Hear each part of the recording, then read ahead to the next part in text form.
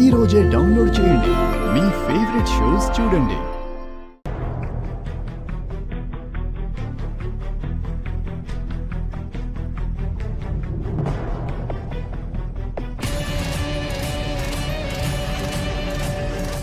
ఒకరి ఇంట్లోకి వచ్చే ముందు అనుమతి తీసుకోవాలని తెలీదా? ఒక విషయం మాట్లాడాలని వచ్చాం.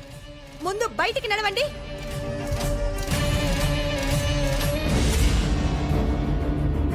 నీతోనే మాట్లాడాలని వచ్చామమ్మా. నువ్వు లేవని పొమ్మన్నారు. చెప్పండి, ఎందుకొచ్చారు?